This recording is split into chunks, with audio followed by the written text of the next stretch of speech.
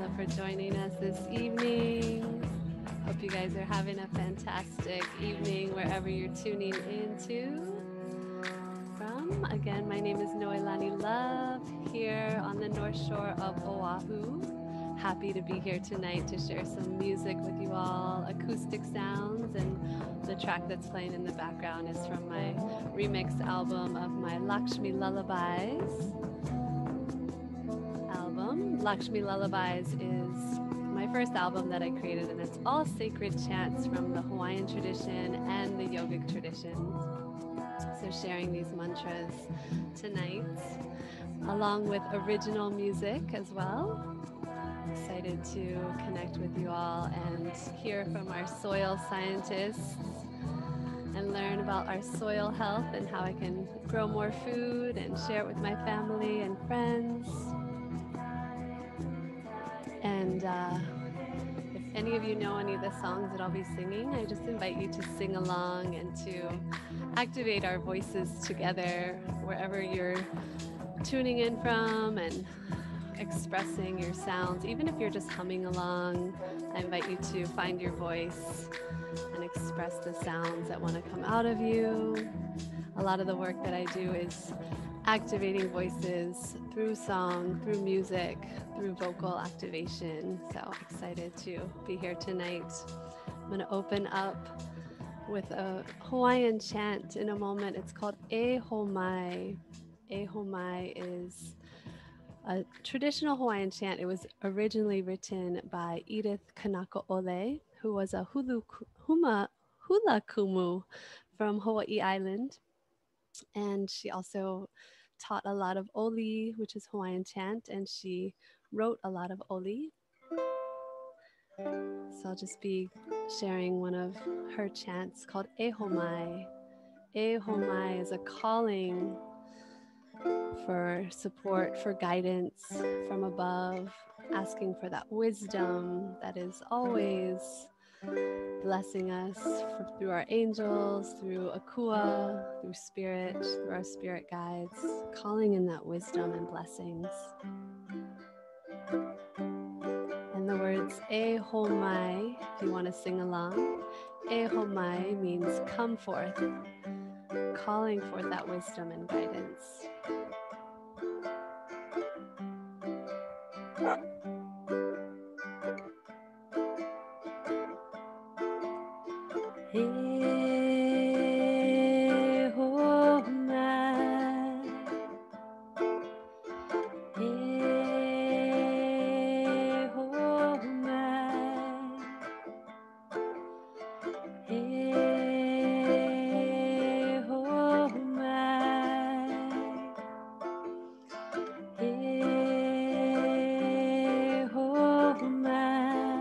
Sing with me.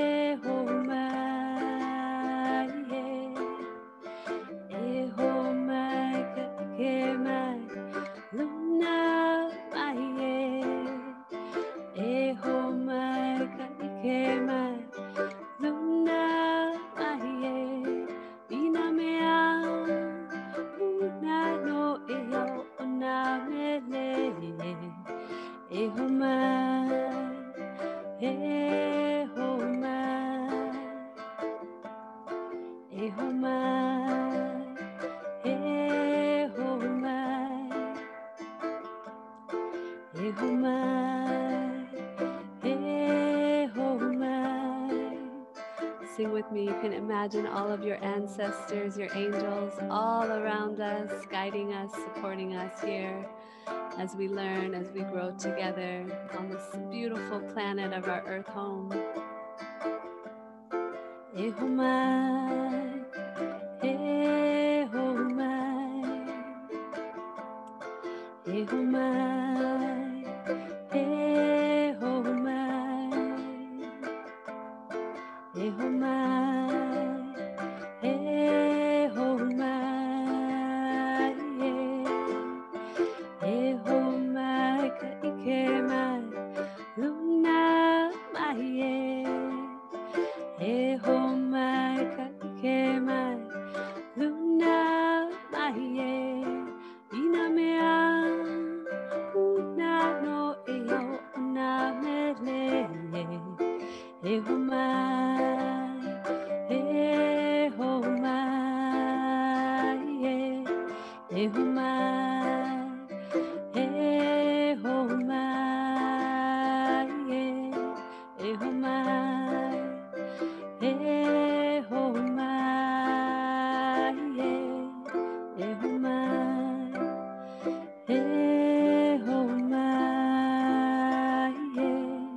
ehomai,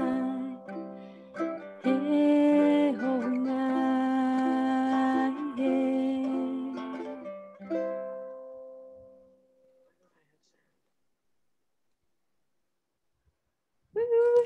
That was so beautiful. Thank you so much. My ka'i no. Beautiful.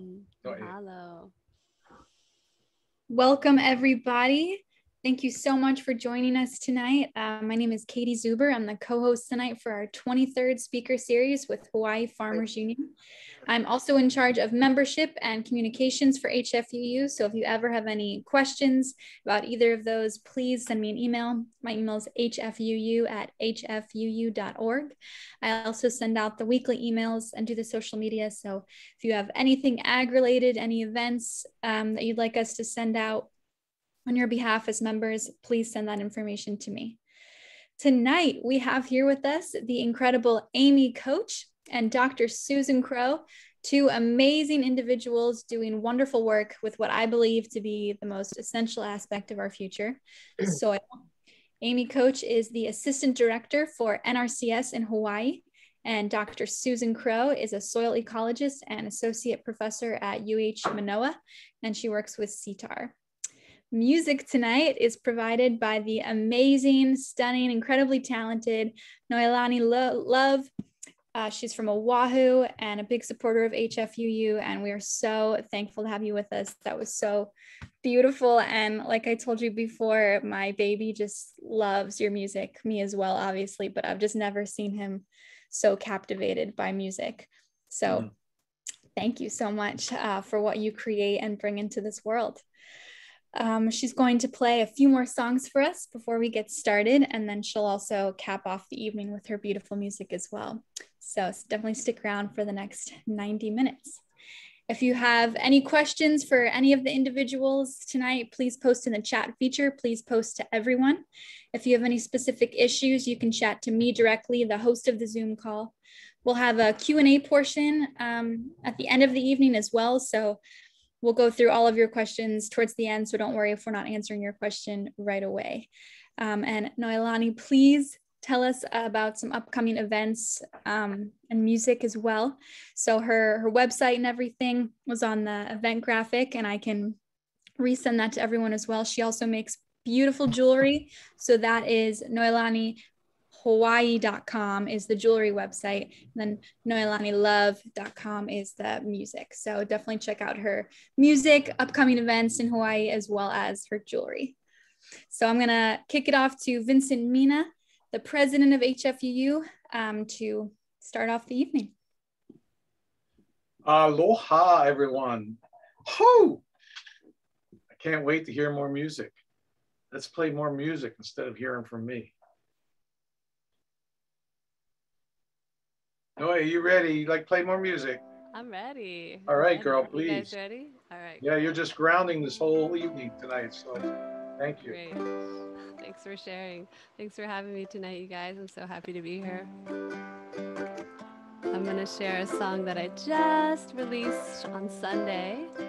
It's a love song. Who doesn't love love songs? It's about being brokenhearted and coming back strong. It's called Awoken.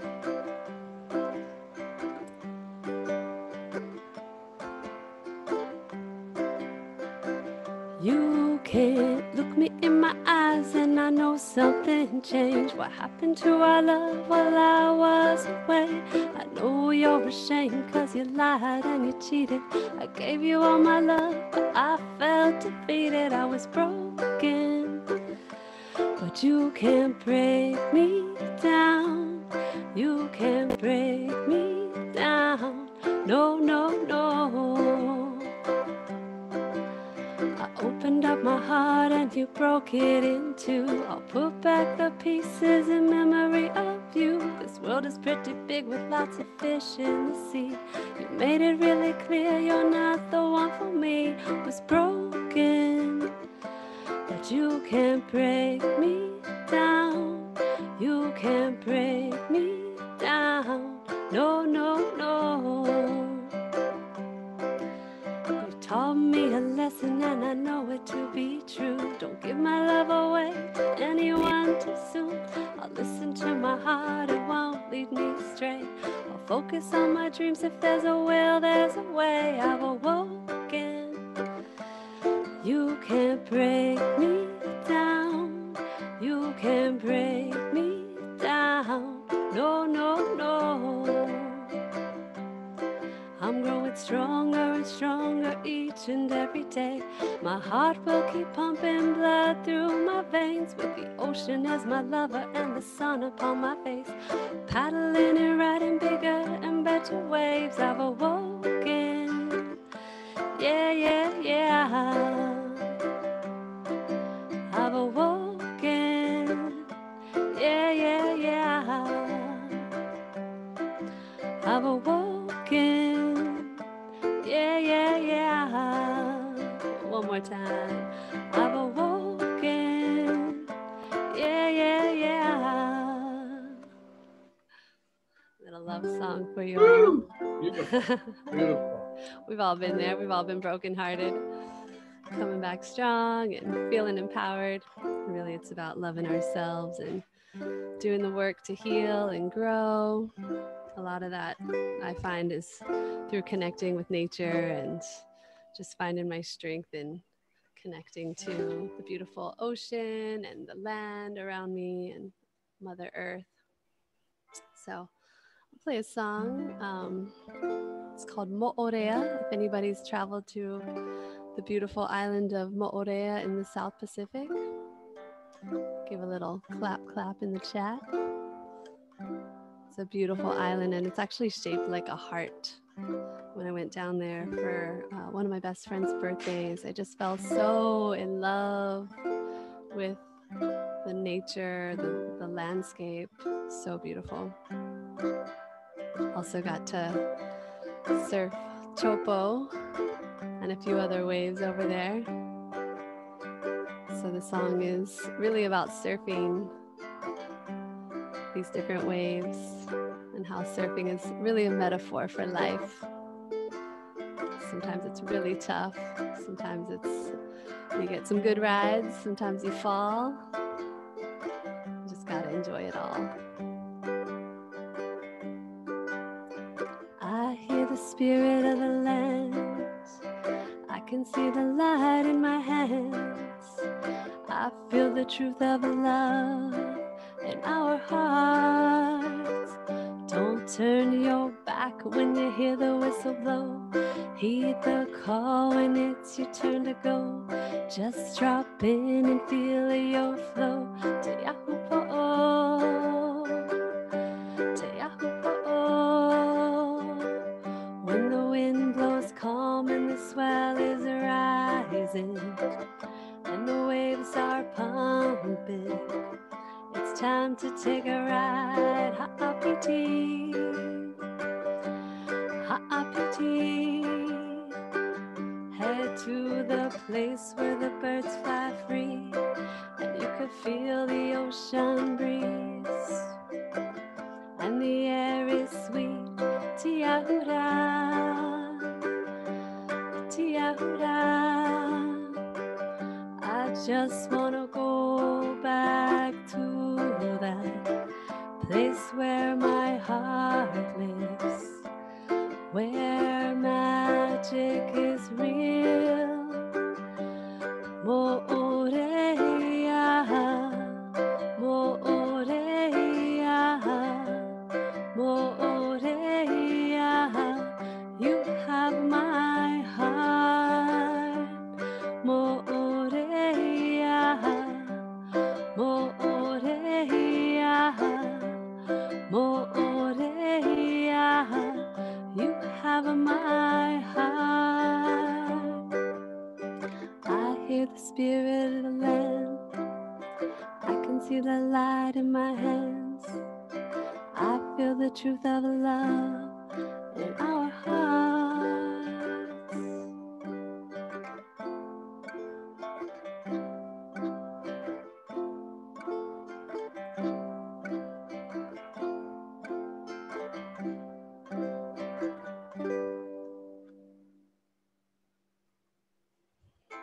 Woohoo! Beautiful, beautiful, beautiful. Hello. So sweet, dear. Yeah, if anybody's ever been to Mo'orea, you know how beautiful it is and how fun the waves are too.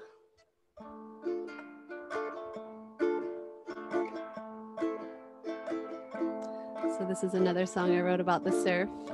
I wrote it out here at Paumalu, Sunset Beach.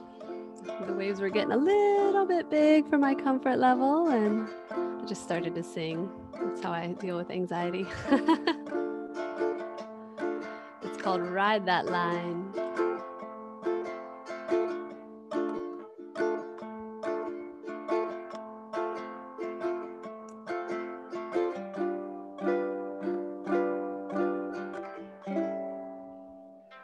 Swinging wide, waiting for the set to come. I tuck inside, there's nowhere to run. You can't hide, you're shining brighter than the sun.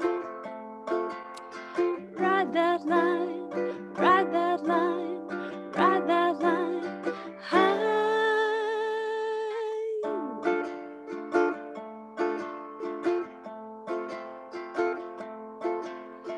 Elevate your mind and elevate your soul.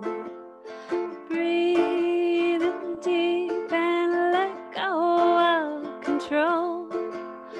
Trust the divine and step into your flow. Ride that line, ride that line, ride that line high.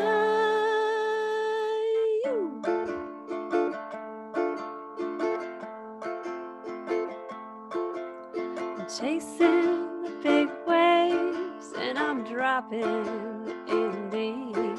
I paddle real hard and I pull up on my feet, gliding like a bird. This feeling so sweet. Ride that line, ride that line, ride that line high.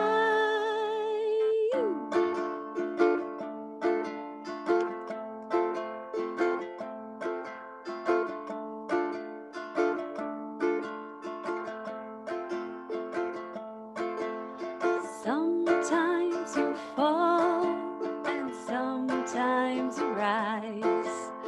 Wind serves big waves can catch you by surprise. All that I know is this feeling so nice. Ride that line, ride that line, ride that line high.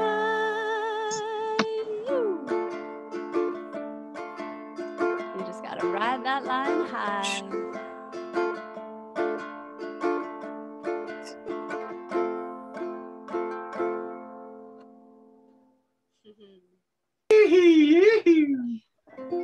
Good stuff, Noe. Thank you, dear. Yeah. Really beautiful. And you're going to join us. Right before we close tonight for the last 15 minutes, I look forward to that. And it's really thank you so much for being here and bringing the North Shore Oahu to our event tonight, and your of course your beautiful music. It's just really wonderful to can feel your spirit, feel it. No wonder why you have your last name is Love. My pleasure. Thanks for having me, guys. Alrighty, thank you. So, aloha everybody. My name is Vincent Mina. I'm the president of Hawaii Farmers Union United and also our foundation. We are one body with two arms. We have a 501c5, which is the membership organization, and 501c3, which is our foundation, which is there to support the farm organization. And it's a wonderful thing to be addressing soil health tonight, from my point of view, mainly because it's like Katie said earlier, this is an essential component to agriculture. And we've been beating this drum out in the community since 1998 when we had our first soil health conference here on Maui. As a matter of fact, Bob Schaefer, agronomist out of the Big Island, is on tonight. I see he made it on here, and Bob spoke at that conference back in 1998 and has spoken at our body and soil conferences that my wife Irene and I produced from 2001 to 2014 a number of times. So good to see you here, Bobby. We have Amy Koch, and did I pronounce it right? Oh my God, Amy, I don't know. You got it, Vincent. You got it. Good. And Dr. Susan Crowe. Aloha, ladies. So thankful that you're both here tonight. This whole idea with soil health, for us folks that are mahiai, that are farmers and researchers and that are in the world of soil health, it's kind of a no-brainer to us. But I'd like to start off hearing from you ladies. What would be the definition of soil health from your point of view? You want to jump in, Amy, first, and then go to Susan? Sure. Well, I'll start off with the official. We actually do have an official definition. It's the continued capacity of a soil to function as a vital living ecosystem that sustains plants, animals, and humans. So essentially, we all have to play together, right, and treat each other nicely. But the key part of that whole definition is that healthy soil is alive, and it should be alive, growing things, live roots in it. You think of the greenery on the surface, keeping the soil covered. All of those things go into what soil health is. Yeah, I can appreciate that, because I know when I get out in the sun and I'm not covered, I burn up. So I can understand it's just everyday thing, Susan, go ahead, jump in, please. Yeah, I love the aspect of soil health that considers soil to be a living, vital ecosystem, right? An ecosystem infers energy transfers, nutrient transfers, and carbon, and how all of the organisms interact with one another and their environment. So a lot of attention has been put on the biological, the microbiological, the plant life aspects, but I really like that it's in fact the biological, chemical, and physical components, because together those three elements are what really creates an ecosystem and an environment, a physical environment and a chemical environment that means that those organisms can thrive, right? So for me, the aspect of biological, chemical, and physical all together is what I find super cool. As an ecologist, by training, those are all my favorite things, all in a system, all in one. And so that's what's really drawn me to the field of studying soil health. So it's kind of like a three-legged stool and when you speak of chemicals, just to clarify for folks, because they're thinking, why would she want to be putting petrochemicals in soil? It's not, elementals are chemicals and yeah. So organic matter is chemistry, right? So microbes decompose or break down organic molecules into its constituent chemicals. So compounds that plants require, right? So definitely thanks for the clarification. When I say chemistry, not petrochemistry, but organic chemistry. Right. And there's a reason why organic and orgasmic are so close together. So it's a great thing that we are, you know, so into this. I mean, and in all seriousness, you know, our islands, here we are, paradise on earth. We bring in, everybody knows, you know, over 90% of our food. It's ridiculous. It's a budget that's 0.4% of our state budget. And we just really, and then, you know, this pandemic, you know, when are people going to understand that when we soil the nest, things happen like this, right? So we've been soiling the nest. I mean, you ladies know the Gulf of Mexico, the dead zone, all the petrochemical fertilizers that's been used to grow. I don't know what they call it. I don't call it food, but you know, it's a situation where it's enough already. And here we can be a shining example here in Hawaii, right? So I'm going off on a little bit of a rant, but I can because, you know, I got the soil health ladies here tonight, and we're going to talk about what makes up a healthy soil when you have the soil biology and you have the chemistry right, and you have the structure, you know, you those three ingredients, then all of a sudden plants have a chance to do their best, right? And so could you talk about, you know, just in an ideal world, here we are in Hawaii, and all these cylinders are firing. What are the plants? Why are the plants? In other words, why aren't they being bitten by bugs? Why are you having these healthy plants that bugs want no time to eat? Well, it's kind of, I know, Vincent, you're very much into the, you know, the, what did you call it? The Body and Soil conference? Yes. Yeah. So it's very similar, you know, our bodies and the soil are similar in that, you know, just when you have a bug and you get sick, right? It's because there's something that's kind of gotten out of control, maybe because you aren't taking care of yourself, but by, you know, having you're going to have bacteria, fungi, everything, you know, can exist and does exist, but it's in what quantity that's really important. Mm-hmm. And so oftentimes by having, you know, as Susan talked about, the organic matter is so important to soil health. It's probably the most important component. And one of the reasons is the organic matter is twofold. It's not just that, you know, that organic matter is going to feed your plants, but in its primary form, it's actually going to feed your soil microorganisms. They're very hungry critters, especially here in Hawaii. They're eating 365 days a year, 24 hours a day, and they want a lot of food. And so if they don't have that food, then they get sick or they go somewhere else. They go deeper in the soil profile. They go up to the forest. You know, not that they can really travel that far, but essentially, when you live, right? Right. And so you have to feed your microorganisms as well as your macroorganisms. And by feeding them, you're going to have more diversity. And then you're going to have the diversity of the good guys that can keep those bad guys in check. So that just in that spirit, when you say the good guys and the bad guys, in a healthy soil system, isn't there so much more beneficial microorganisms as there is parasitic ones? And could you talk about that prey-predator relationship, that really it's no good or bad, they're all food sources for each other, right, in a sense? Susan, you want to chime in on that?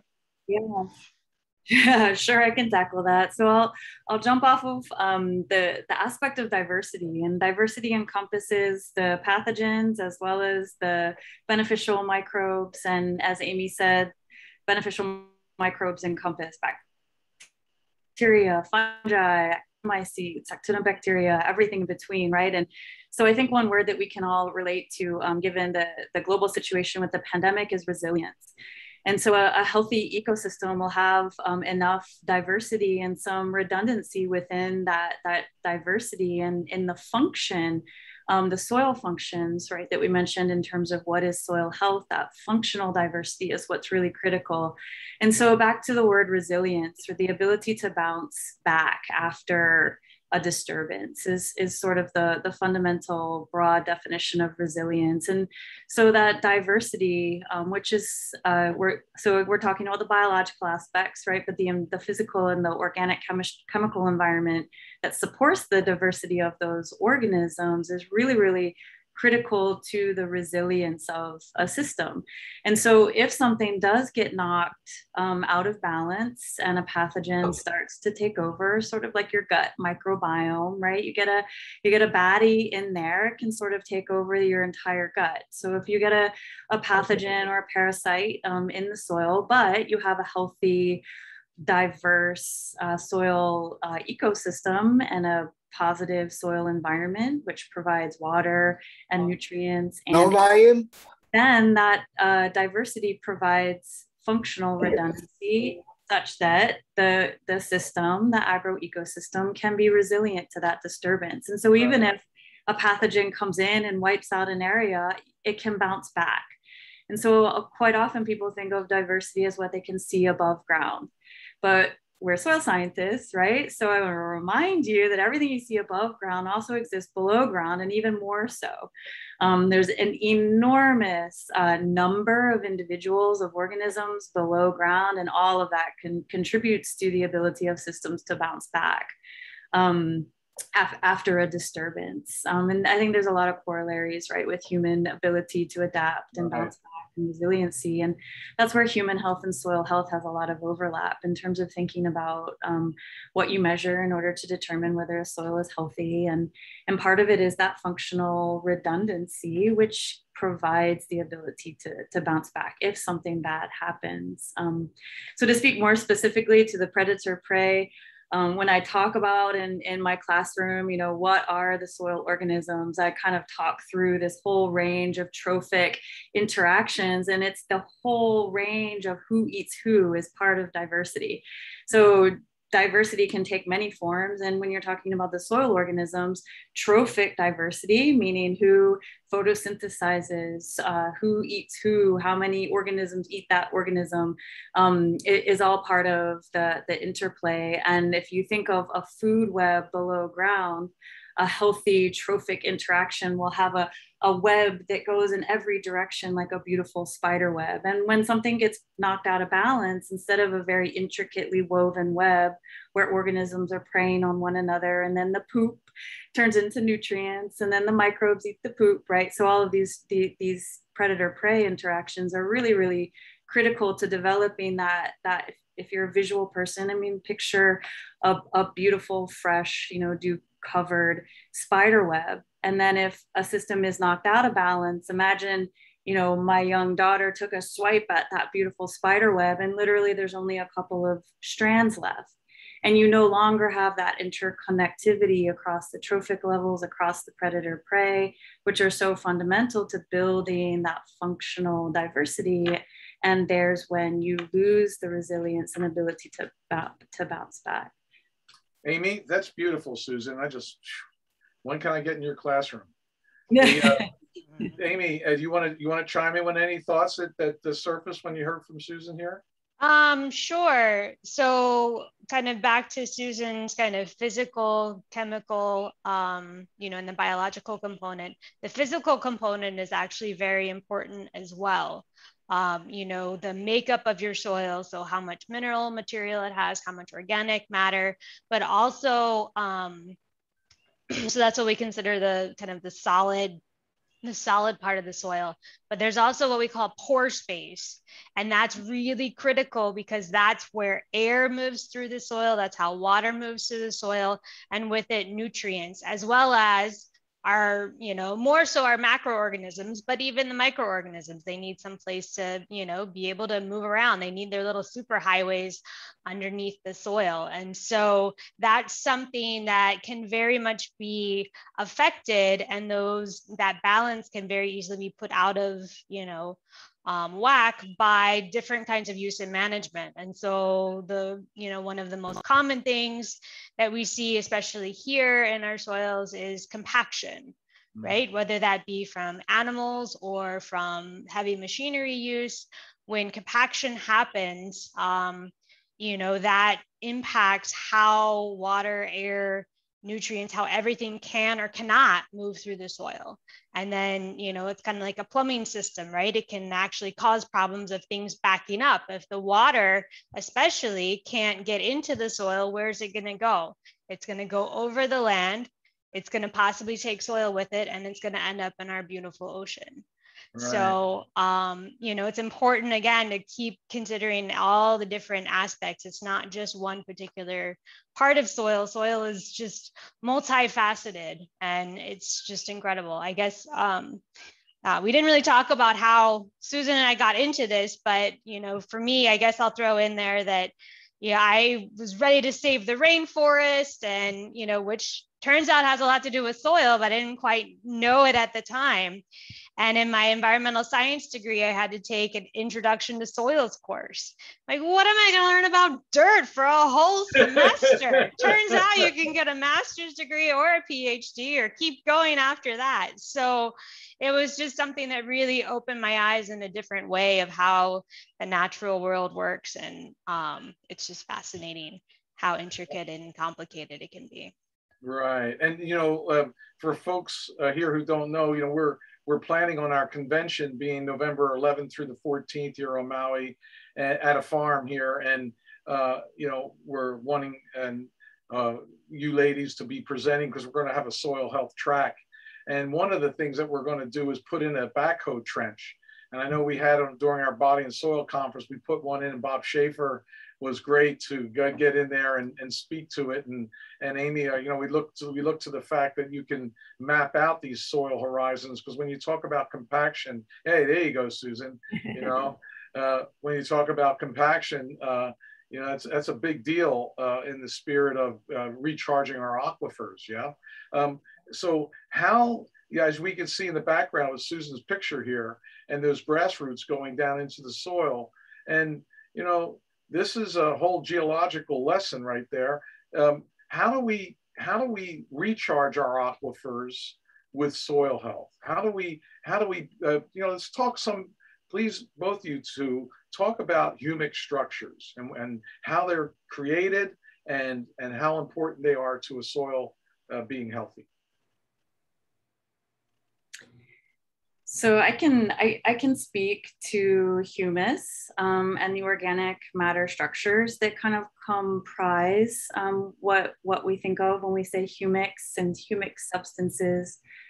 You know, partly the word humus and humic substances comes from our approaches to measuring these compounds that you consider humus, right? But actually, find it a little bit more useful to think more broadly about decomposition processes and how those different decomposition processes actually contribute to these organic molecules that create humus or soil organic matter. And so this is actually the topic of my dissertation. So you have asked the right question. Right on, girl. Very, very, very briefly. You know, my passion came from understanding how carbon in the atmosphere goes below ground and what makes it stay versus go back up to the atmosphere. So the carbon cycle and the formation and storage and decomposition, the cycling of soil organic matter and those that comprises humus, right? When you think of humus, you think of, my favorite image is sort of the person's hand full of a dark brown, rich smelling, earthy smell. Like that's humus, right? And so where does that come from? It's really, really important to think about in a natural system.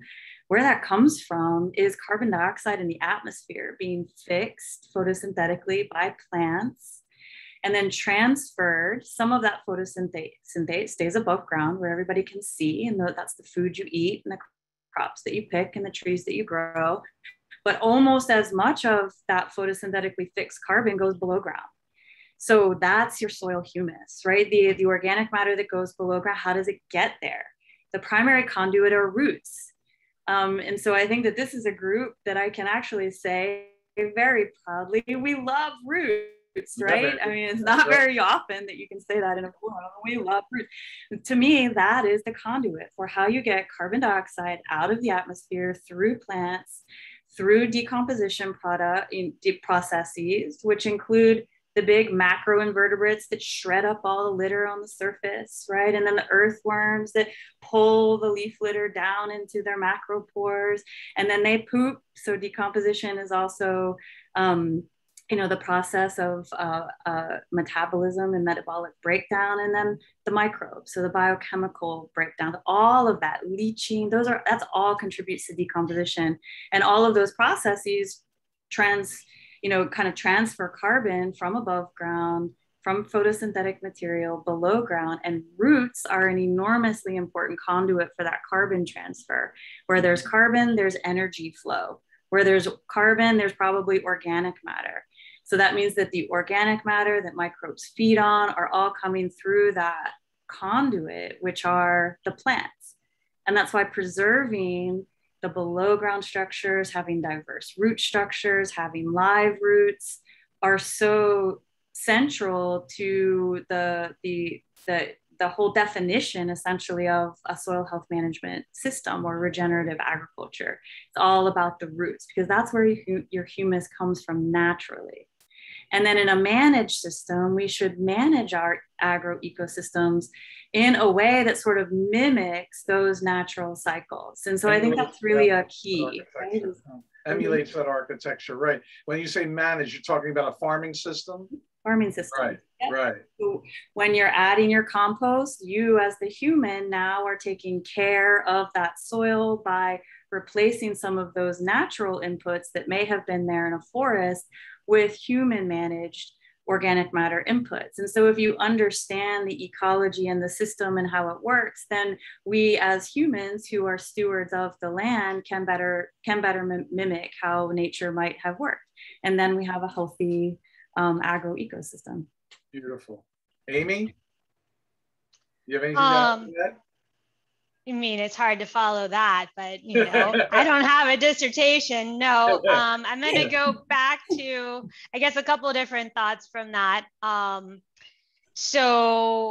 Amy, just as a case in point for everybody, sure. The reason why I brought these ladies here tonight too is that Amy, is with NRCS, and NRCS is all about, helping to conserve our environment in a way to build those roots through cover crops, through all kinds of soil health practices. So, we have both the researcher here and the practitioner here. And, in that spirit, that's what I wanted to feed you both, to where you can both feed off each other as beneficial microorganisms you are above the ground to communicate this wonderful world that we're so excited about. So go ahead, Amy. Sure. So kind of, Susan did a fantastic job describing all the, soil carbon and how that humus is formed. But I guess I'll go back to your question about the infiltration and how that affects, how our aquifers are recharged. Right. And so, I kind of alluded to it already, but, the biggest factor to recharge our aquifers is to get the water into the aquifer, right? And so that is something that isn't all that complicated, but, with a couple of different principles of soil health, mainly keeping the soil covered, in addition to having all those benefits of having the live roots, you're keeping that soil covered, so you're protecting it, right? So then when we do get that heavy rainfall, the soil is going to stay in place because it has all those roots to, literally hold it in place. And so that's going to allow that rainfall that we get, the beautiful rain we just had, I don't know, and it seems like all kinds of different storms have been coming through. It's been like wintertime over here on the Hamakua coast. And so just wanting all of that beautiful rain to infiltrate into our soils, because it's not just going, our aquifers here tend to be very deep. So it has a long journey to take, but there's also other things that happen, as that's going through. It's also washing and kind of cleansing that water as it goes through the soil. The soil serves as a filter to kind of get different pollutants that could be in the water out, and then the soil will kind of hold on to that, and then the water can continue its percolation and journey all the way down into recharging our aquifers. And then going back to in order for that water to infiltrate, we have to make sure that the soils not only are covered, so they're protected, but that, you know, the lack of making sure that they're not overly compacted, that you have that pore space so the water can freely move. So, you know, with that piece and where Sure. humates come into, I know in my conversations with Bobby the Chafe, you know, we talk about the importance of humic structures, just like Susan was sharing about, you know, having the pore space, you, Amy, too, right? You're speaking about the pore space being so important. And so, you know, having those humic structures to, and the roots in place to where we are having that filtration down into the soil, into our aquifers, would only then allow us the ability to manage these farming systems better, right? I think one of the things that comes to mind in the Hawaii geology course I took was that in our basal lens of all the islands, that for every foot above sea level you find fresh water, there's 32 more feet of water, right? And that's a miracle in the spirit of our ability to truly have these islands hydrated, yeah? But yet you see so many of our lands dry, big clumps of soil are like rocks, you know, because there is no pore space in them, mismanaged through, you know, a number of different dysfunctional ways. And it's mind-boggling to me that the ways that they're being mismanaged is as if, well, that's the price we got to pay in order to have, you know, grow food, as opposed to, you know, we can have a wonderfully managed, like you said, Susan, resilient system that can support healthy and soil, that can support a soil health that is indicative of those aquifers being recharged. So where has it gone awry? Is it because society doesn't have time to build the soils? Is it that farmers aren't getting enough money, so they have to, you know, put one crop on top of the other? There's no time to rest their soils. Where do you ladies feel like we've fallen short in the ability to truly grow our soils in a way that will support a healthy society? I can speak quickly, and I'm going to pass it to Amy because she's more informed on this than I am, being on the ground. But as a researcher, you know, trying to do applied work that really does assist people, right, in making a living and growing food and caring for the land.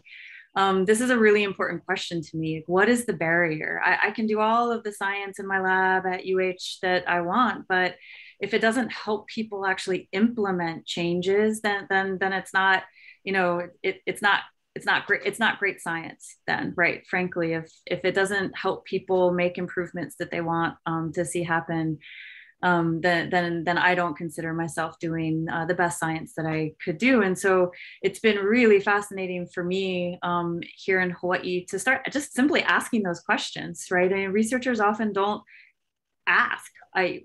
So we're actually doing a round of outreach and extension right now, collaborating with various partners, simply asking, what are the barriers? What do you see people doing? What are you interested in doing it? And what is keeping you from doing that? Because we can sort of sit around and have these discussions with ourselves, you know, all we want, but until we hear from folks like your audience and your membership, you know, understanding the barriers is really difficult. And a lot of it comes down to money, and people have to have a living, right? They have families, they have home, they have land, they have leases, land ownership. So a lot of it is financial. And so part of what I love working with Amy and NRCS and doing things like this is to help build my connectivity to the people who are actually, you know, working the land and making these decisions. So beautiful. Amy, answer the question. What are the barriers? I feel like we have a script, Susan, like we're just going on the fly, but yet it's working so well. I guess I would answer your question with another question. How much is soil worth? And Right. that's a question for everybody. And so until there's a change in the way soil is considered as a resource, as a finite, irreplaceable resource, until we can change the way people think about that, it's, you know, there's going to continue to be those barriers. So the economic thing is very much at the forefront. You know, when we talk about soil health and we talk about these soil health management systems, these aren't new concepts. We didn't like just come up with this. This was the way of farming, right? And then as families grew, as populations grew, as urban areas grew, guess what? Farming is hard work. I don't have to tell all of you that, right? You're all farmers, or many of you are. Farming is a lot of work. And so then you started to move into these societies where it's like, well, you be the farmer because I want to be the banker so I can get money to give you money, you know, so you can keep being a farmer. And then, you know, we need teachers and we need doctors and nurses. And so on and so on. So eventually, you know, people found less time to be the farmer. And so there's more pressure for fewer people and also less land, right? As there's more people taking up more space. And so that's what's kind of pushed things into this different way of farming. And I'm hesitant to ever, you know, I think we learn from our past, and, you know, the best way to move forward is to understand the past use and management, but not to judge it, and to just understand what we need to do today to move forward and to help our soils get back to the healthy state that they need to be in. Well, you know, there was a thing where back in the day with Malabar Farms, Jerry Brunetti educated us about the man that took those soils in Pennsylvania and basically saw that there was a alfalfa growing in a hedgerow, and it took those depleted soils and started growing alfalfa and grew like 5 inches of topsoil in 7 years there by just cover cropping alfalfa. But then at that same, basically at that same time, you know, that's when the anhydrous ammonia, all that anhydrous ammonia from the war effort that they used to, you know, spray and defoliate areas to compact the soil because of the high nitrogen, compacting the soil to make runways for planes to land. They had all this anhydrous ammonia left over from the war effort, and they figured, well, you know what, it's high in nitrogen, let's give it to the farmers, you know, and then all of a sudden these plants jump out of the ground because of the high nitrogen, and the farmers are like, wow, that's cool, you know, but yet at the same time, it was depleting calcium at the same time in the soil, and the plants became unhealthy and denatured, and now we have to come in with rescue chemicals. So, you know, this was like, whoa. You know, in hearing this history and seeing that how we could easily get to a place of dysfunction, and then all these farmers who then learn from these petrochemical companies, this is what you do, this is how you farm. It's sad. It's a sad commentary, because I don't know of any farmer that gets up in the morning and says, how can I poison people today? You know, farmers want to grow. We're a special breed of people. Not everybody can be a farmer. And so it's really like the work that you ladies are doing, that we can bring forward, avenues to help transition farmers into, Susan, you hit it right on the head as far as resilient systems. So where they grow their crop and they can go back, and then the next time they grow their crop, their lands are resilient to that production. And they can put support systems in, Amy, like what you're doing with NRCS, to be able to support those healthy, resilient systems. So as you can see, I get going on this. I'm like, you know, so go ahead, please. A couple more, thoughts. So now that we've kind of laid that out, it does come back to the economics, no matter what, especially, you know, as farmers. But what we are working on right now with NRCS is trying to work with other partners, work with Susan, you know, and some of her, and kind of cross our efforts, but to help document, again, what the soil is worth, and how by doing these, because, you know, farmers are like, okay, this is my bottom line, this is how much money I have, and this is what I need to break even. for, this crop cycle, right? And so getting away from that into this long-term sustainability, but helping them understand, okay, so yes, you're going to have to take one of your crops out of rotation, or perhaps two, so that you have a crop rotation that includes cover crops. So you're replenishing that soil, you're resting that soil. That's going to cost money, right? Yeah, right. Okay, right. We want you to put compost on your soil. That could cost money. It depends on where you get it from. Sometimes there's free sources, but it's your time. It's something else to do, right? But it's until we can put show them by doing these things now. It could be 6 months from now, it could be 6 years from now, or 60 years from now, but we're going to start to see changes right away. And then all of a sudden you have to, again, document, well, what is the increased yield worth? Because the soil's happier, it's healthier. And so your yield is maybe not just in quantity, but quality. Right. What is that worth? What about decreased inputs, especially for people who are irrigating and paying money to irrigate their crops? You want to make sure that water is going into your soil to nourish your soil and your crops. And so by helping people better understand that, and not just say, hey, just do this because I tell you to, because I'm from NRCS and you should trust me. We'll throw some, maybe we can get some financial incentives in there, but we have to have those dollar amounts of, by doing this here, you're going to save this money over here. And this is why it's important.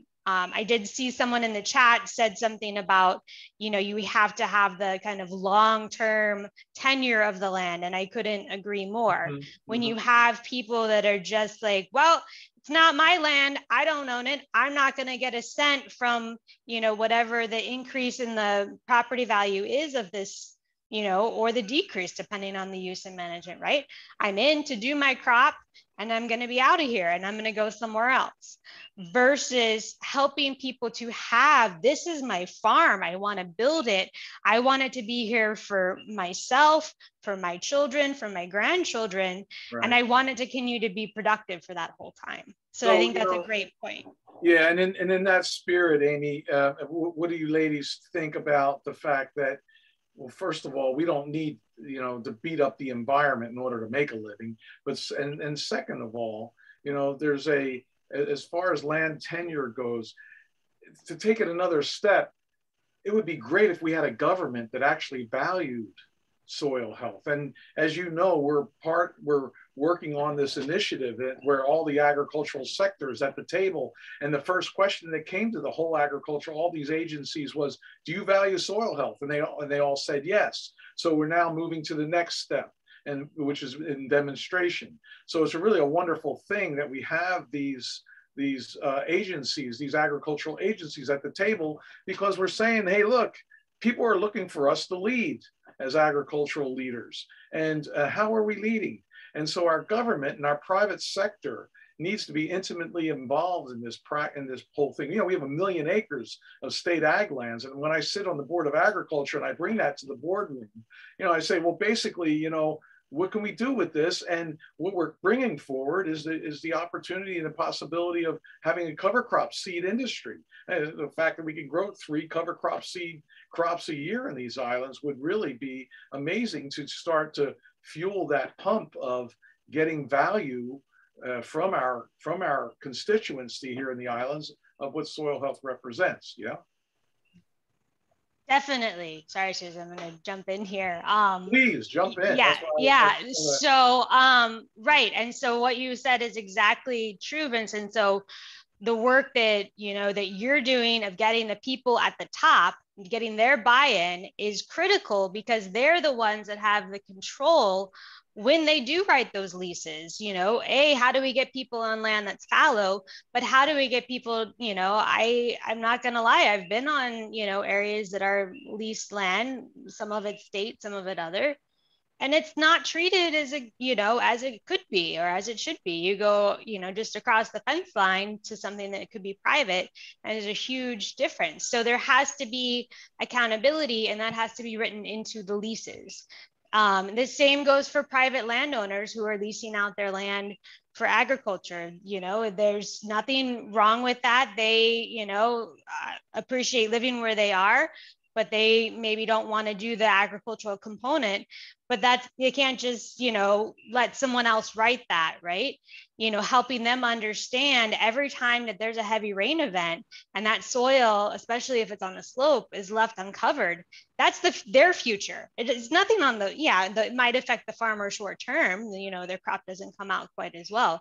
But the more that happens over time, you know, eventually you're going to be down into subsoil because all your topsoil is long gone.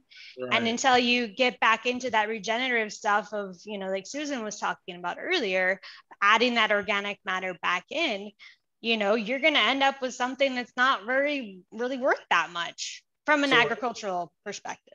Organic matter matters, right? So it does. Susan, you know, having a sense of humus, right? We, I just, and, you know, I don't want to get so political, but at the same time, the politics are such that truly, you know, our jewels of islands are being bastardized from my point of view, to put it, you know, to use a word that I really feel represents it. I see Ann Amesley is on, she's an agricultural educator here on the island. She's doing wonderful work with the students, you know, and she brings up a great question. You know, one challenge in some places, how do you deal with places that you're trying to grow cover crops and it's not irrigated, you know? And so there's a timing issue there as far as being able to grow those soils, being able to have access to the moisture, especially now. You know, I'm on the National Farmers Union board, and I hear from all the other presidents how dry it is on the mainland in so many places. They're just having a real difficult time with it. So, you know, priming that pump again is all about roots, right? It's all about roots. It's all about carbon. Getting that carbon, like you said, Susan, out of the sky, putting it back into the soil, having a home, having a humic home for that carbon. Our way forward, we're not going to solve it all here tonight, you know, but at the same time, our way forward is around having healthy soils, yeah?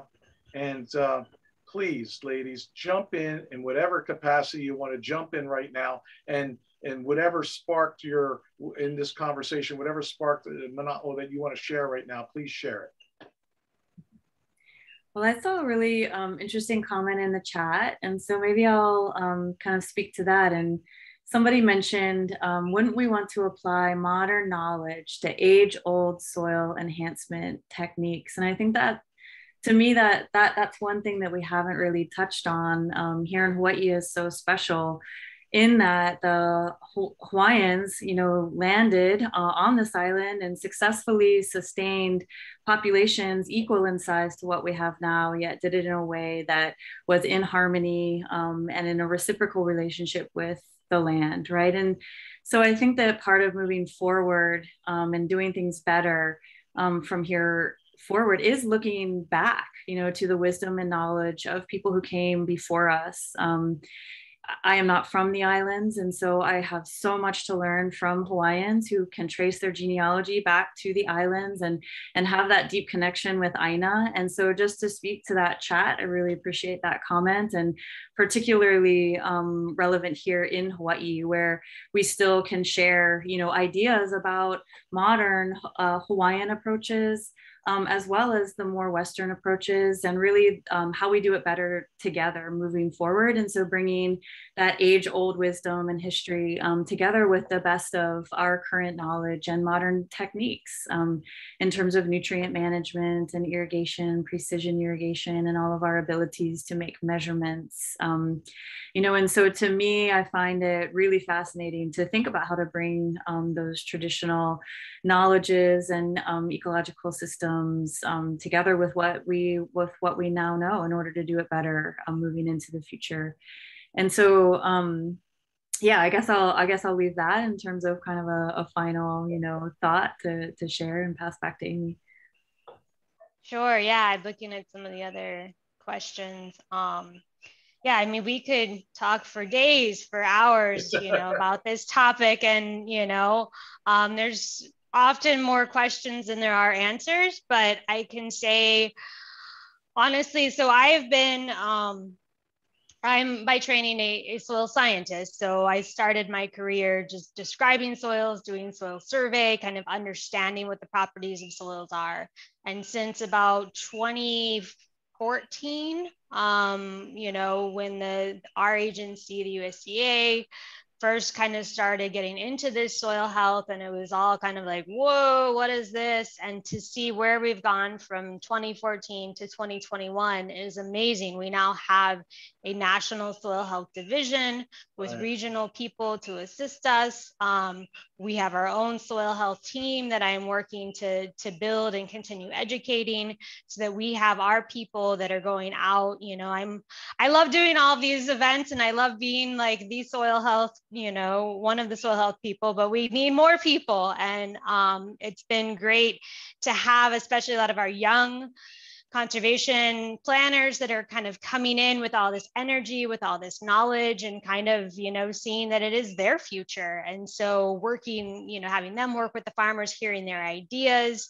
I think we're in a really great place. And then of course, Vincent, the work that you and Travis are really working hard at to get going and to get all those stakeholders involved is, you know, critical. And so we kind of, you know, from, you know, every angle, and, you know, we're working to work with the farmers and get, you know, all of your farmers are, you know, are very, I remember when I gave my talk in 2019 at your conference, I was like, whoa, I gotta like up my game because these guys are smarter than I am. But, you know, we need to help all farmers. And so by helping everybody understand it in whatever context, whatever level is needed, is important, because you don't want to make somebody feel inferior or be like, oh, well, you're doing this, so we don't want to help you. And so we just have to sort all that out, and there is no one size fits all.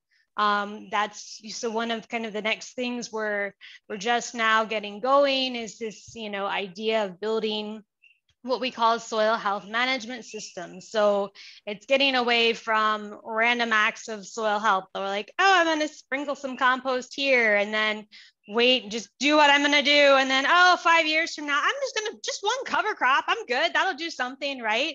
So getting away from this little piecemeal to building this overall soil health management system, which not just addresses the soil health for the long term, but also takes into account the short-term goals and objectives and what's feasible, because we don't want to run farmers out of business. That's, you know, not the point of what we're doing. So helping them all along the way, and to do that, writing what we're calling soil health management plans. So kind of, you know, we get the people that raise their hand, okay, I'm interested, and helping them instead of just saying, I don't know, here's some information, go figure it out. Holding their hand along the way, educating, getting those people involved in the front, then those are our people that then other people are going to look to, right?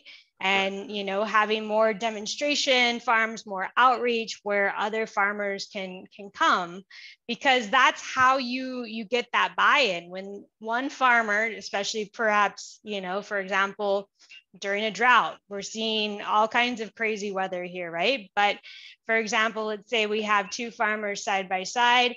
One's been doing cover crop, you know, doing mulching with different, you know, kinds of cover crops. Chop and drop is one of the, you know, methods that you can do where you're just continuing to grow things, but you get all the biomass to go back into the soil. And then you have someone that's just doing their conventional, you know, agriculture. And then all of a sudden that drought hits and they're looking over the fence going, well, how come he's okay? How come that farmer is doing well? And, you know, I'm suffering. So it's to get you, they have to see it, right? It's one thing to just talk about something, but to see it and see the results. And then, you know, again, back to the, you know, helping get more data behind the economics. Well, that's the beautiful thing. And I'm glad you mentioned Travis' little background. Travis Thomas, and Amy's boss, is the Pacific Regional Director of NRCS. And him and I started conversations 3 years ago at our convention. And each year, you know, you folks have had a booth at our convention. And, you know, we've been talking story about, you know, the fact that, you know, from my point of view, I'm going, Travis, we don't have an agricultural system here in Hawaii. So what do you think about, bringing soil health to the forefront and creating an agricultural system, because that's the basis of it all. And it's really nice to see some of the comments that folks are making. I want to encourage everybody to any questions that you may have to jump in. We're time-wise, how are we doing with time, Katie? Where are we at with time?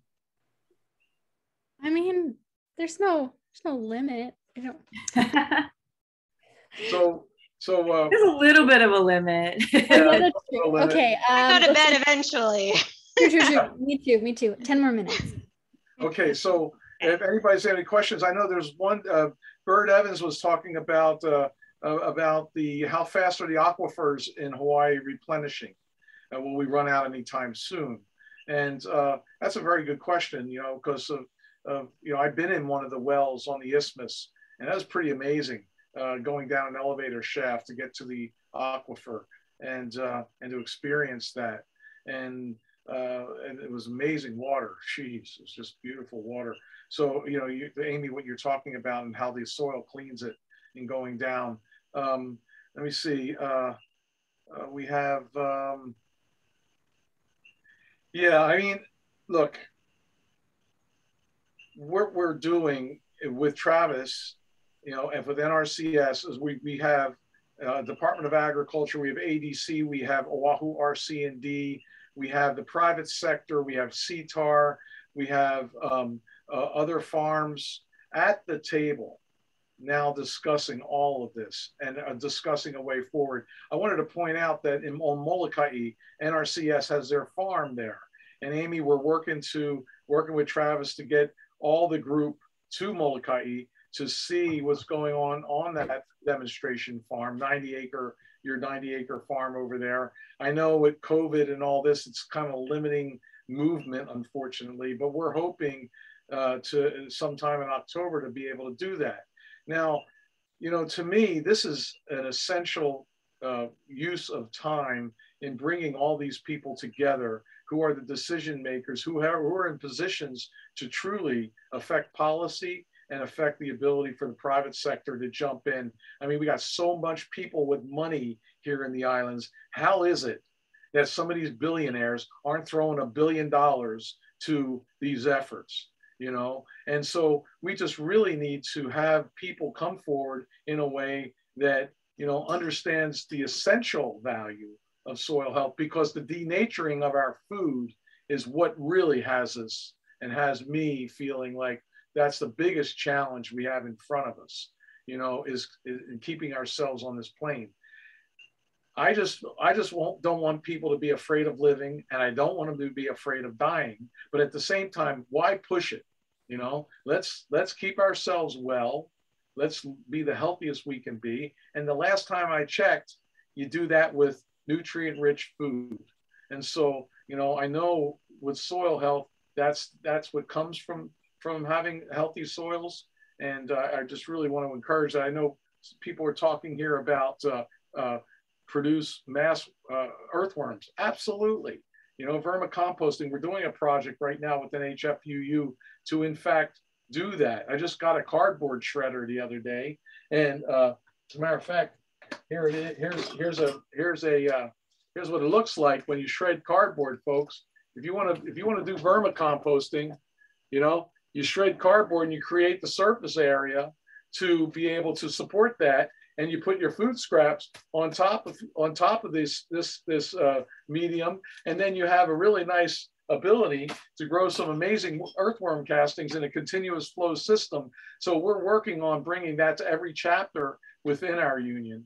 And it's things like that really makes HFUU stand apart from other farming organizations, because we truly are all about regenerative agricultural practices that will grow nutrient-rich food. So I want to get comments from you ladies, end comments here. If you see anything in the chat that sparks your interest to respond to, please do. But I want to hear from you, as I just went off on somewhat of a rant. I want you ladies to run off on your rants. And I do see one person with their hand raised, Gary. Go ahead. So I want to make sure that we get to him before we close out. Okay. Hey, you guys, thanks a lot for this talk. I am a regenerative farmer here on the Big Island, and I'm practicing a couple of things, and I just wanted to get your thoughts on a couple of things that I'm doing. I've got the hookup from the Hilo Fish Company, and twice a week I get about 4 tons of fish waste, which I deposit around the farm. I'm raising about 250 free range hogs and wild birds, and I'm dumping this fish waste in the guava orchard, and the hogs are eating it and the birds are eating it, and it turns into a pile of maggots within a couple of days. And then within about 3 or 4 days, it's pretty much gone, and all that's left there are the bones. And I'm letting those bones just slowly decompose into the soil. And my thoughts are I'm introducing a whole bunch of bacterial and microbial energy into the soil, as well as some fish oils. And I've gotten some negative feedback from some people around here, but in my heart, I think it's the right thing to do. And I just wondered if you had any thoughts about it.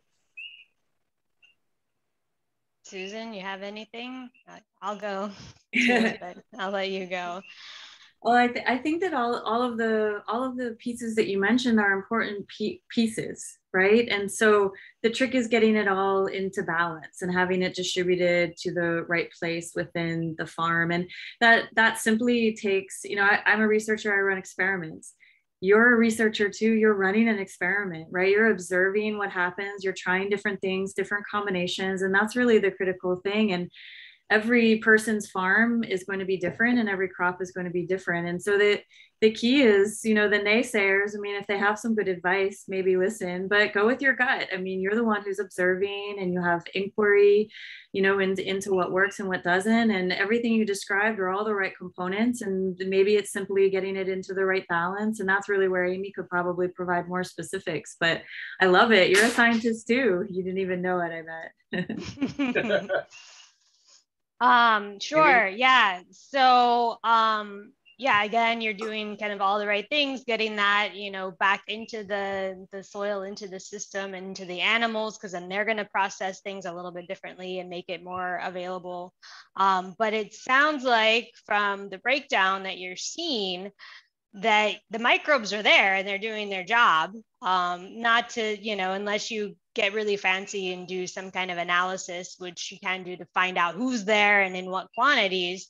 But it sounds like things are, kind of working, as far as you mentioned, like adding additional bacteria. But then, again, if it's working, that's the next step in your experiment. So try it out and see, my big thing, I'm a scientist at heart. And so there's so many different things out there, and I get lots of different questions. And, my answer is usually, if it works for you and it's something that you want to do and you believe in and it helps your, farm, then do it. Who cares what other people say?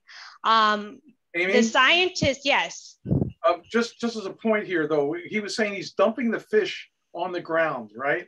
So what if he took all that fish waste and made it into compost to grow a cover crop? Could NRCS support him in that spirit to with a plan to be able to grow fodder for his pigs to eat? Because then this way he's growing roots. He's building his soils at the same time. He could harvest that fodder, feed his pigs, and at the same time not have some of the issues he's having. It seems to me, like Susan was saying, there's pieces here, but the pieces aren't connecting. The dots aren't connecting. And I'm just wondering if there could be a system in place, because that fish waste is amazing.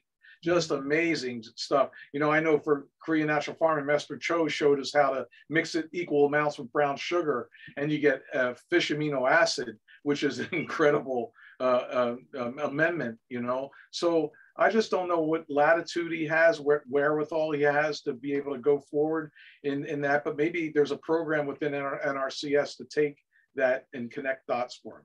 Is that fair? Yep. So,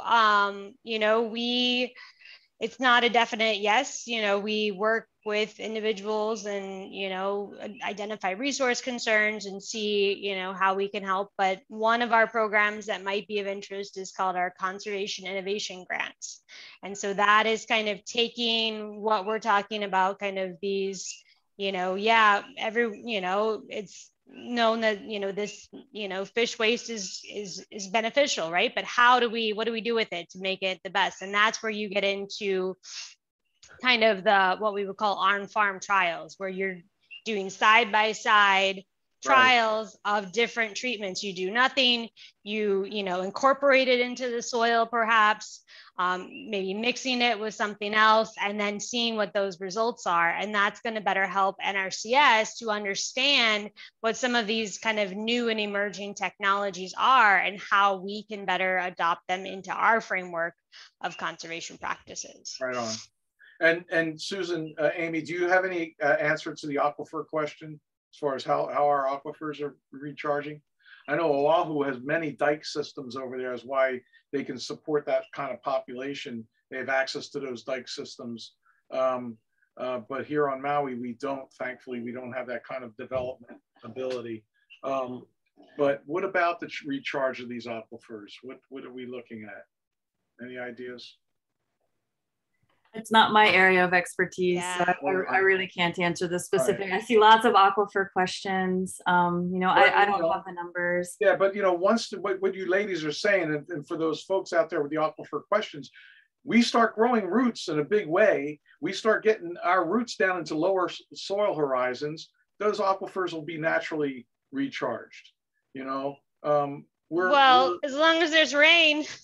Well, you know, I mean, that's. Slowing the winds down that are coming into the island would help. Changing those microclimates, right, to get those capturing those moisture. I was just at on Mahipono land the other day. I was making a suggestion to put in screens that collect the moisture-laden winds and watering windbreaks on the other side of them. You know, as a way to start to, you know, mitigate some of the issues with how strong the winds are coming through. I mean, you know, there's stuff that's there already. We don't have to reinvent the wheel. I'm just very much, you know, at 67, I'm feeling like I don't have much time left to be farming, let alone living on this planet. And I truly would like to see us in Hawaii make some smarter choices around our agricultural system in a way that let's build it. You know, let's build one. So we got some bright minds on this good panel tonight. Bob Schaefer, Ann Emsley. I mean, we have some agricultural leaders in the state here that are here tonight. And, you know, it's just more of our ability to come collectively together. And that's what I love about our conventions, because we get together and then we start talking about these things and we start making inroads to like the soil health initiative that we have going on here through HFUU. And I just really would appreciate the fact that you ladies are here tonight and we're talking about this. So take heart, everyone. We're working, we're like one-armed paper hangers working feverishly to, you know, get this direction, get some substantive traction in this direction. And thankfully, you know, we have, I'm in a platform to where I can be a voice at the table that doesn't talk down to anybody. I haven't arrived anywhere. I stand on the shoulders of the Bob Schaefers and the Gary Zimmers and the Jerry Brunettis and Phil Callahans. And, you know, I just stand on the shoulders of many leaders out there that have taught me a lot about this. And plus my own farming experience. And like you said, Susan, you know, being a researcher in that respect, observing, seeing what I'm looking at along the way, that has really helped. So I know we have to get back to our music to end this evening. As Katie said, let's just keep going. But I understand, you know, we have a time limit here. And I just want to thank everybody for being here tonight and sharing this with us, because as you can see, it's a passionate subject. And that passion will continue to come to the surface. HFUU will continue to be about this and moving forward. So please support this by talking about the others, the importance of membership in HFUU, because the more members we have, the more voice we have at the policy makers, and the more voice we have at the level of agricultural industry that we have here in the islands. So It's important, folks, and just know that that's what we're about. So I want to thank Amy and I want to thank Susan so much for being here tonight. Are there any final thoughts or words you'd like to share with everybody, ladies? Let's get back to the music. Keep loving soil health and grow those roots. Right on. Great mana'o. Thank you very much, ladies. Truly appreciate you both. And Noelani, aloha. Aloha. Here she is. Aloha. Thank you so much for your fireside chat, ladies. This is a song called Honua. Honua in Hawaiian is the name for the earth. Speaking of the soil and perpetuating the land so it can live in righteousness. If you know the Hawaiian phrase, ua mau ke ea o ka aina I ka pono, may the life of the land be perpetuated in righteousness.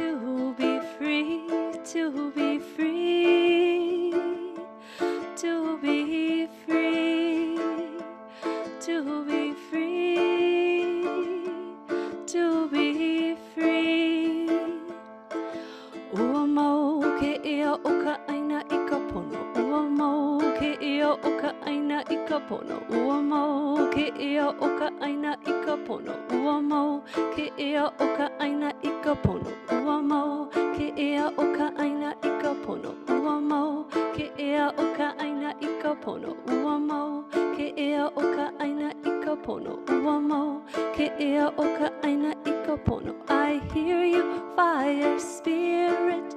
I hear you calling me from the house of the sun to all eternity, eternity, eternity, eternity, eternity. I hear you, Great Spirit. I hear you calling me from the depths of my soul in all your mystery, mystery, mystery, mystery, mystery. Honua,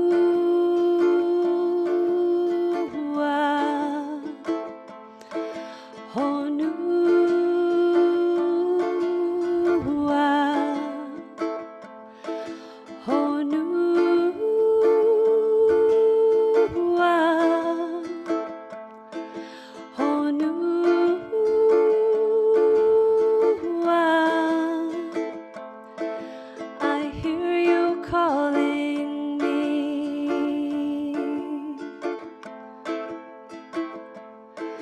I hear you calling me. Ua mau ke ia o ka aina I ka pono. Ua mau ke ia o ka aina I ka pono. Ua mau ke ia o ka aina I ka pono. Ua mau ke ia o ka aina I ka pono. Ua ua mo, ke ea o ka aina I ka pono. Ua mo, ke ea o ka aina I ka pono. Ua mo, ke ea o ka aina I ka pono. Ua mo, ke ea I ka aina I ka pono. Ua mo, ke ea o ka aina I ka pono. Ua mo, ke ea o ka aina I ka pono.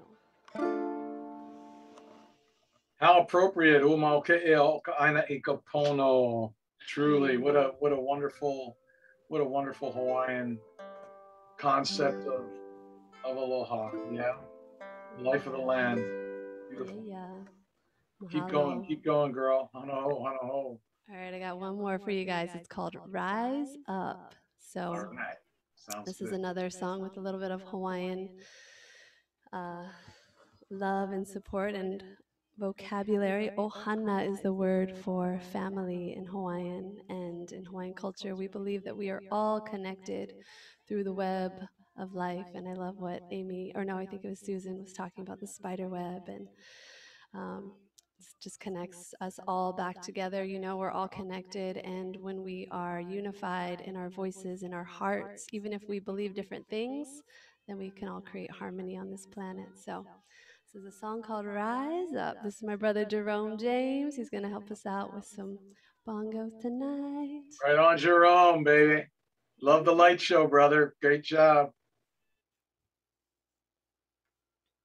We're going to put on a little backing track too. Let us know if you can hear that. Can you turn it up a little bit? It's the last little action here. Thanks, Jerome. And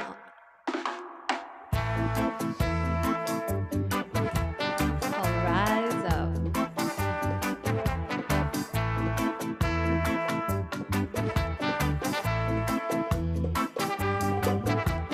Rise up, rise up, rise on up. Rise up, rise up, rise on up. Rise up, rise up, rise on up. Rise up, rise up, rise on up. I see you sisters rising up. I see you brothers rising up. I see you children rising up. I see us people rising up. We are all family and we are all connected. We are all family, we are all connected. We are all family and we are all connected. We are all connected. We are all connected. No matter what your color, love each other. No matter what your creed, we are family. This is a prayer for the mothers, the fathers and the daughters, the brothers, the fire, earth, sky and the waters. I lift my prayers up high. May we be cleansed and purified. We are the ones we've been waiting for. We are the ones we've been waiting for. We are the ones, we are the ones, we are the ones we've been waiting for. We are Ohana. We are all connected, Ohana. We are all connected. We are all connected. We are all connected.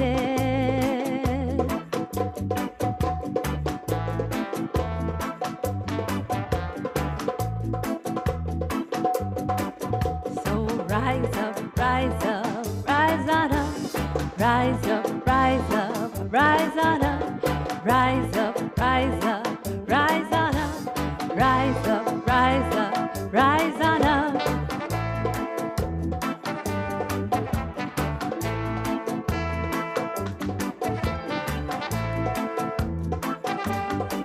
No matter what your color, love each other. No matter what your creed, we are family. This is a prayer for the mothers, the fathers and the daughters, the brothers, the fire, earth, sky and the waters.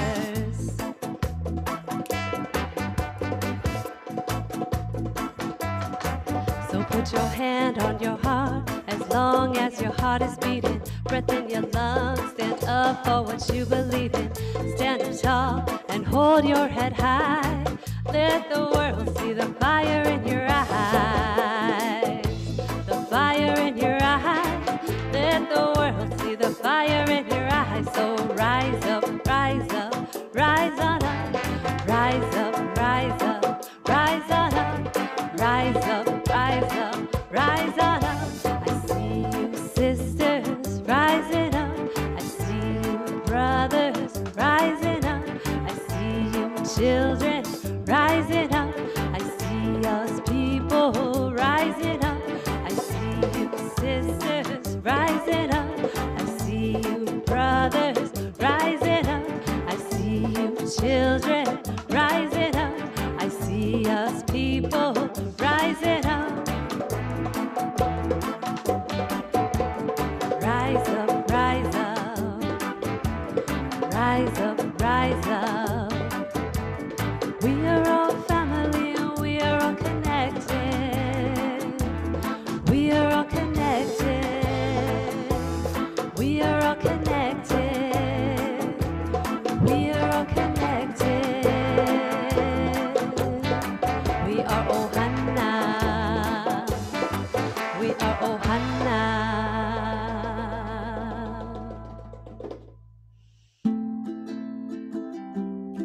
Mahalo nui, you guys, for joining us tonight. Thank you to the Hawai'i Farmers Union. Thank you, Amy, Koch, and Susan Crowe. Mahalo for having me tonight. You can find all of my music on Spotify, YouTube. Stay connected. Blessings to all of you. Aloha. Amazing. Thank you so much. Oh yeah, baby, that was beautiful. You know, it reminds me of our brother Paul Isaac. You know, you guys are a great duo. I can see the male-female personification of brother Paul and you playing. Oh my God, Yeah. so beautiful, I so love beautiful. Paul. Let me share something with you folks here. Let me see if I can get this opened here. There's a picture I wanted to share with everybody before we get offline here, and I just had this yesterday, and this will give hope to everybody, I hope, as to what's possible. And let's see here. So here it is. Can you see that picture? Yeah. That's brother Bobby Paia, Mahiai, here on 300 acres. That's where our convention is going to be this year on Maui. You see Haleakala in the background. And I was here with his taro in between the windbreak of grasses he has growing. And that line of taro will produce about 2,000 pounds of dry land taro. And Bobby used to be a conventional farmer, but now he's a regenerative agricultural farmer. These are all regenerative practices he's doing. Look how healthy that taro is. And that's on the isthmus where 3 years ago they were growing sugarcane. So, you know, so much is possible in moving this forward. And I just want to thank everybody who's on the call tonight, who supports HFUU, because, you know, truly, folks, we're here for regenerative agricultural practices for our farmers and those farmers who want to transition. And that's what we're about.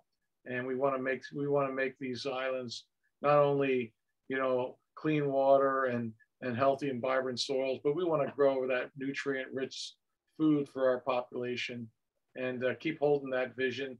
And the art of music is so critical to this path forward. So thank you, dear. Thank you for being here tonight. Really appreciate y'all. Jerome, you got it, brother. You set her up really well, man. Looks really good. Mike, so good. All right, everybody. Thank you again for being on tonight. What a great group of people, too. Had plenty on tonight. Really, really love seeing everybody, the amount of people that came on tonight that value soil health. So we'll continue to bring all this forward and stay tuned. Katie, our communications, our youngest member there, Ali, who's just starting to get some teeth. Ali, thanks for being on tonight. Giving mom, yeah, supporting mom. All right, Pete, pull my finger. You guys all take good care. We'll see you on the next 2 weeks from now. We're not sure who we got in 2 weeks from now, but Katie's lining it up, and we'll be back on with another music and speaker series. So good night. Aloha. Stay positive, test negative, everybody.